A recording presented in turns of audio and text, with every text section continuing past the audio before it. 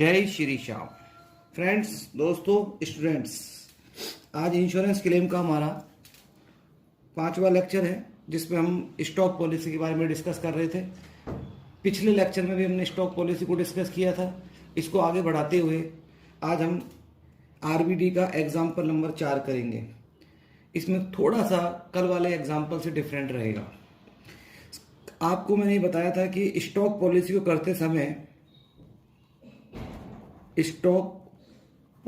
करते समय सबसे पहले आपको देखना है डेट ऑफ फायर क्या है। और डेट ऑफ फायर है दोस्तों 4 अगस्त 2019। यानी हमें ये पता लगाना है कि 4 अगस्त 2019 को जब दुकान में या शॉप पे आग लगी तो कितने रुपए का माल 4 अगस्त 2019 को 4 अगस्त 2019 को कितने रुपए का स्टॉक हमारी दुकान के ऊपर रखा हुआ था। इसके लिए हमें स्टेप वाइज काम करना पड़ेगा दोस्तों। तो पहली स्टेप के अंदर मैंने आपको बताया था आपको ट्रेडिंग अकाउंट बनाना पड़ता है। कल वाले लेक्चर में हमने ट्रेडिंग अकाउंट नहीं बनाया था मित्रों, क्योंकि क्वेश्चन में जीपी रेट ऑलरेडी गिवन थी। लेकिन आज मैंने इस क्वेश्चन को इसलिए लिया है कि इसके अंदर जीपी रेट नहीं दे रखी है। तो अगर जीपी रेट नहीं दे रखी है तो कंप्यूटेशन ऑफ जीपी रेट आपको करना पड़ेगा। उसके लिए आपको लास्ट फाइनेंशियल ईयर का ट्रेडिंग अकाउंट बनाना पड़ेगा।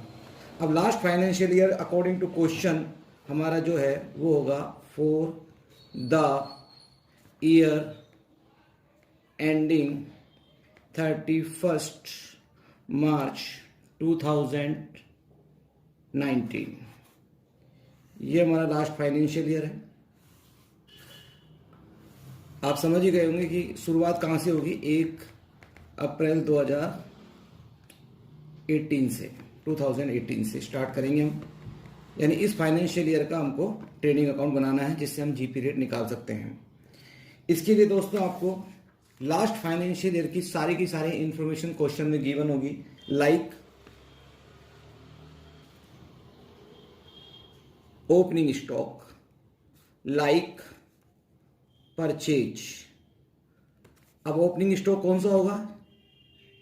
1 अप्रैल 2018 का होगा दोस्तों, क्वेश्चन में गिवन होगा। मैं डाटा अभी लिखूंगा।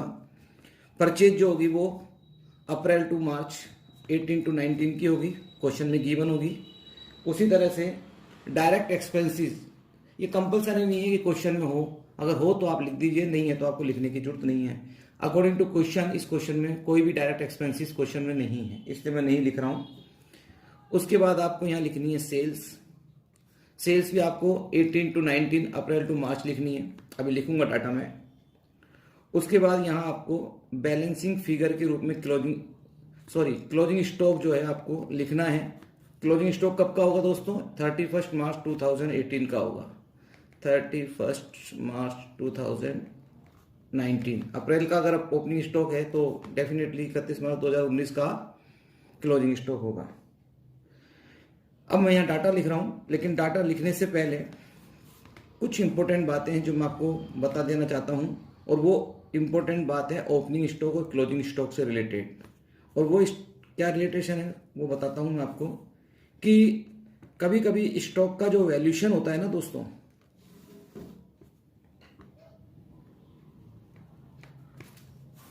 वो या तो अंडरकास्ट हो जाता है, यानी कम मूल्य पर मूल्यांकित हो जाता है, या ओवरकास्ट होता है, ज्यादा मूल्य पर मूल्यांकित होता है। क्या मतलब है इसका? कि कभी कभी बिजनेस अपने हिसाब से स्टॉक का वैल्यूएशन कम पे कर लेता है, कभी ज्यादा पे कर लेता है। तो इंश्योरेंस कंपनी को इससे कोई मतलब नहीं है कि आपने स्टॉक का वैल्यूएशन कम पे किया या ज्यादा पे किया। इंश्योरेंस कंपनी कहती है कि आपको जो ट्रेडिंग अकाउंट बनाना है उसके अंदर आप स्टॉक का सही वैल्यूएशन हमको प्रेजेंट करेंगे। इसके लिए आपको स्टॉक की सही वैल्यूएशन पर आपको लाना पड़ेगा। अब इस क्वेश्चन के हिसाब से अगर मैं बात करूं तो यहां ओपनिंग स्टॉक जो है उसका अंडर वैल्यूएशन किया गया है 10% से कम से, और क्लोजिंग स्टॉक का जो वैल्यूएशन है वो ज्यादा किया गया है, ओवर किया गया है, और वो किया गया है 10% से ज्यादा पे। यानी कि ओपनिंग स्टॉक को कम पे मूल्यांकित किया है और क्लोजिंग स्टॉक के ज्यादा पे मूल्यांकित किया है। तो इसका मतलब है ओपनिंग स्टॉक को बढ़ाना है और क्लोजिंग स्टॉक को आपको कम करना है। इसके लिए मैं आपको फॉर्मूला बता देता हूं। फॉर्मूला क्या रहेगा, स्टॉक जो भी आपको क्वेश्चन में गिवन है वो 100 माइनस रेट मल्टीप्लाई बाई 100। अब इस क्वेश्चन के हिसाब से अगर हम बात करें तो हमारा जो ओपनिंग स्टॉक दिया गया है वो दिया गया है 1,80,000 और जो क्लोजिंग स्टॉक दिया गया है वो दिया गया है 3,30,000। 100 यहां आपने स्टॉक का वैल्यूएशन कम पे किया है, मतलब -10, यानी 100 रुपए की चीज को आपने 10% से कम कर रखा है, यानी 90% पे भी आपने वैल्यूएशन कर रखा है। तो ये 1,80,000 रुपए का जो वैल्यूएशन है वो 90 के बराबर है, तो आप इसे 100 के बराबर लाइए। यहां आपने ज्यादा पे कर रखा है यानी +100, यानी यहां आपने क्लोजिंग स्टॉक का जो वैल्यूएशन है वो 110 पे कर रखा है, यानी 100 रुपए की चीज का वैल्यूएशन आपने 110 पे कर रखा है, उसको भी आप 100 पे ले आइए। तो इस तरह से अगर आप इसको कैलकुलेट करते हैं तो फ्रेंड्स ये आएगा 2 लाख रुपए, फ्रेंड्स ये आएगा आपका 3 लाख रुपए। And that is the correct valuation of opening stock and that is the correct valuation of closing stock. आपने 1,80,000 की चीज दिखा रखा है लेकिन आपको दिखाना 2 लाख है, और आपने 3,30 दिखा रखा है लेकिन दिखाना आपको 3 लाख है। तो मैं इसको राइट वैल्यूएशन पे यहाँ शो करूंगा, यहाँ 2 लाख रुपए शो करूंगा जो मैंने नीचे निकाला है, और यहाँ मैं इसको 3 लाख पे शो करूंगा। I think you understand. चलिए आगे देखते हैं। नाउ परचेज जो है क्वेश्चन में गिवन है अप्रैल टू मार्च 18 to 19 की क्वेश्चन में गिवन है आपके पास 24,000। आपको परेशानी नहीं होगी तो फ्रेंड्स, क्योंकि इसी डेट के हिसाब से क्वेश्चन में आपको इन्फॉर्मेशन दे रखी है। सेल जो है वो आपको 30 लाख दे रखी है, 30 लाख दे रखी है। फ्रेंड्स 24 लाख जो मैंने यहां लिखा उसमें से लास्ट फाइनेंशियल ईयर में 50,000 रुपए का स्टॉक लॉस बाय फायर हो गया था। तो आपका जो स्टॉक था 24 का था, 50 का आपका लॉस बाय फायर हो गया, तो फाइनली जो आपके पास परचेज रह गई वो रह गई 23,50,000 की, 23,50,000 की रह गई। ठीक है दोस्तों। अब अगर किसी भी तरह का कोई लॉस बाय फायर दे रखा हो लास्ट फाइनेंशियल ईयर में, या कोई भी लास्ट ईयर की कोई ड्राइंग दे रखी हो, तो आपको ध्यान रखना है कि लॉस बाय फायर, ड्राइंग, ये सारी चीजें आपको परचेज में से डिडक्ट करनी पड़ती हैं। डायरेक्ट एक्सपेंसेस है नहीं, वो मैंने लिखा नहीं है। अब आपको क्या करना है, सीआर में से यानी क्रेडिट साइड में से डेबिट साइड घटाना है, तो आपके पास आएगा ग्रॉस प्रॉफिट, और वो जो ग्रॉस प्रॉफिट है वो आएगा आपका 7,50,000 रुपीज। इसका टोटल लगा देते हैं हम लोग। अब ये जो आपने निकाला है, ये ट्रेडिंग अकाउंट बनाने का जो मोटिव था वो केवल जीपी रेट निकालने के लिए था। तो जीपी रेट जब भी निकलेगी जब ट्रेडिंग अकाउंट बना लेंगे आप लोग, तो जीपी यानी ग्रॉस प्रॉफिट बटा सेल्स इंटू 100 कर देंगे दोस्तों। तो जीपी जो है ऊपर क्वेश्चन में दे रखा है ट्रेडिंग अकाउंट में आपको 7.5 लाख, अभी आपने कैलकुलेट किया है, एज ए बैलेंसिंग फिगर के रूप में आता है ये। और सेल जो दे रखी है वो आपको दे रखी है 30 लाख, 30 लाख की इंटू 100 कर देंगे, तो दिस इज 25%। और आपने अगर खुद ने निकाला है जीपी तो 25% ओन सेल्स कहलाएगा। ओन सेल्स क्यों कहलाएगा दोस्तों, क्योंकि आपने सेल्स से डिवाइड किया है, इसलिए ये ओन सेल्स आपका कहलाएगा। फ्रेंड्स ठीक है, चलिए अब इस क्वेश्चन को हम आगे बढ़ाते हैं। आगे करने के लिए अब हमारी जो सेकंड स्टेप है हम उस पर आते हैं, और उसमें आपको बताया गया था आपको बनाना है मेमोरेंडम ट्रेडिंग अकाउंट। ये कब तक का बनेगा friends, up to date of fire. जैसा कि आपको बताया गया था क्वेश्चन की स्टार्टिंग में ही कि डेट ऑफ फायर क्या है आपके फ्रेंड्स, 4 अगस्त, 4 अगस्त 2019। अब शुरुआत कहां से होगी इसकी, शुरुआत होगी इसकी 1 अप्रैल 2019 से। ये लिखना नहीं है, मैंने आपको समझाने के लिए लिखा है, आपको सिर्फ up to date of fire लिखना है। कल आपको लास्ट लेक्चर में बहुत ही क्लियर बताया गया था कि मेमोरेंडम इसलिए बनाया जाता है ताकि आप कोई भी मिसिंग चीज जो है वो कैलकुलेट कर सकें।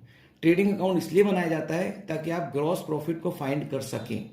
यहाँ पर हमारी क्लोजिंग स्टॉक मिसिंग है, इसलिए हमको क्लोजिंग स्टॉक फाइंड करना है, इसलिए हमने मेमोरेंडम ट्रेडिंग अकाउंट बनाना है। करना क्या है, सबसे पहले आपका ओपनिंग स्टॉक आएगा। फ्रेंड्स, जो आपने अभी ट्रेडिंग अकाउंट बनाया है उसमें जो आपका क्लोजिंग स्टॉक था 3 लाख रुपए, वो आपका इस साल का ओपनिंग स्टॉक हो जाएगा। यानी आपको मालूम है कि लास्ट ईयर का क्लोजिंग स्टॉक इस साल का आपका क्लोजिंग स्टॉक आपका ओपनिंग स्टॉक बन जाता है। उसके बाद आपको परचेज लेनी है अप्रैल टू 4 अगस्त। वो आपको क्वेश्चन में गिवन है ऑलरेडी, वो मेरे पास है 11,50,000, 11,50,000। आपको सेल्स लेनी है फ्रेंड्स। सेल्स भी आपके पास क्वेश्चन में गिवन है, कहां से कहां तक, 1 अप्रैल 2019 1 अप्रैल 2019 टू 4 अगस्त 2019 तक की, वो आपको क्वेश्चन में गिवन है। अब आपको यहां पर जीपी यानी कि ग्रॉस प्रॉफिट निकालना है फ्रेंड्स। अब ये ग्रॉस प्रॉफिट जो है उसके लिए मैंने आपको बताया था कि हमारा फॉर्मूला था sales into gross profit rate multiply by 100। Sales कितनी है फ्रेंड्स आपकी, सेल्स है आपकी 15 लाख और जीपी रेट कितना है फ्रेंड्स आपका, अभी अभी आपने कैलकुलेट किया है, मैं दिखा देता हूं आपको, देख लीजिए, ये रहा 25% ऑन सेल्स। तो इसको अगर हम कैलकुलेट करेंगे तो 375,000 आएगा। उसे आपको यहाँ पे पुट करना है और बैलेंसिंग फिगर के रूप में आपका जो है वो क्लोजिंग स्टॉक आ जाएगा। ये बैलेंसिंग फिगर के रूप में आपका क्लोजिंग स्टॉक आ जाएगा 3,25,000 रुपीज। इसका सम कर लेते हैं, इसका टोटल कर लेते हैं हम लोग। अब हमारे पास आती है स्टेप नंबर 3 और इस स्टेप में हमको निकालना होता है stock loss by fire. Stock loss by fire कैसे निकालेंगे, बहुत ही आसान है। सबसे पहले आपने क्लोजिंग स्टॉक जो अभी अभी फाइंड किया है मेमोरेंडम के साथ 3,25,000, जस्ट अभी ऊपर ये रहा आपके सामने। इसमें से आपको लेस करना है गुड्स सेव्ड। किसी भी तरह का आपने कोई माल बचाया है तो वो आपको उसमें से डिडक्ट करना है। अकॉर्डिंग टू क्वेश्चन चल रहा हूं मैं, 65,000 is given in the question, तो इसे हम लेस कर देते हैं फ्रेंड्स, सिंपल है। And that is stock loss by fire. यही हमारा क्लेम अमाउंट हो सकता है अगर क्वेश्चन में पॉलिसी अमाउंट नहीं दे रखा है। बट आपको बताया गया है कि अगर क्वेश्चन के अंदर सम इंश्योर्ड दे रखा है या पॉलिसी अमाउंट दे रखा है, पॉलिसी अमाउंट या सम इंश्योर्ड, जैसा कि इस क्वेश्चन के अंदर आपको सम इंश्योर्ड दे रखा है, क्वेश्चन के अंदर 2 लाख रुपीस, तो आपको क्लेम अमाउंट निकालना पड़ेगा और जो क्लेम अमाउंट आपको निकालना है वो निकलेगा एवरेज क्लोज से। इसको हिंदी में बोलते हैं हम लोग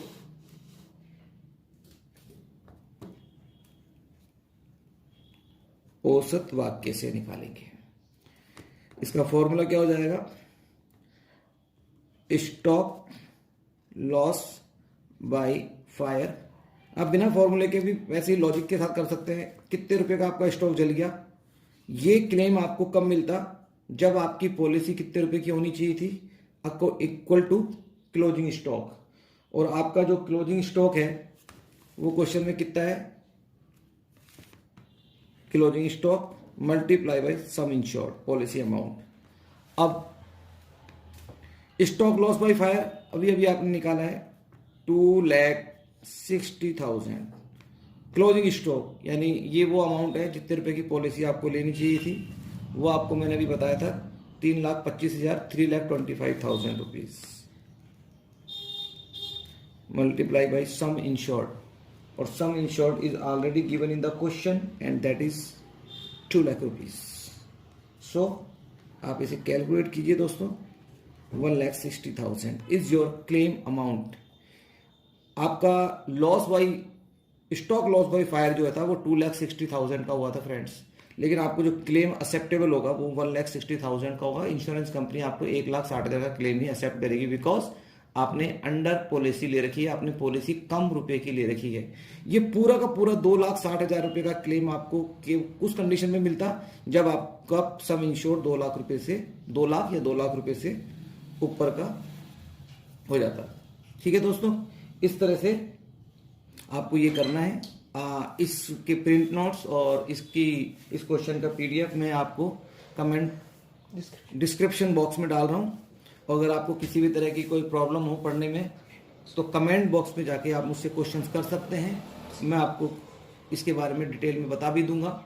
और अगर आपको मेरा मोबाइल नंबर है 9414200001, अगर आप मेरे से कुछ पूछना भी चाहते हैं कमेंट बॉक्स के अलावा वैसे ही पूछना चाहते हैं तो आप मेरे को कॉल कर सकते हैं, मैं आपको तब भी हेल्प करूंगा। धन्यवाद। जय श्री श्याम।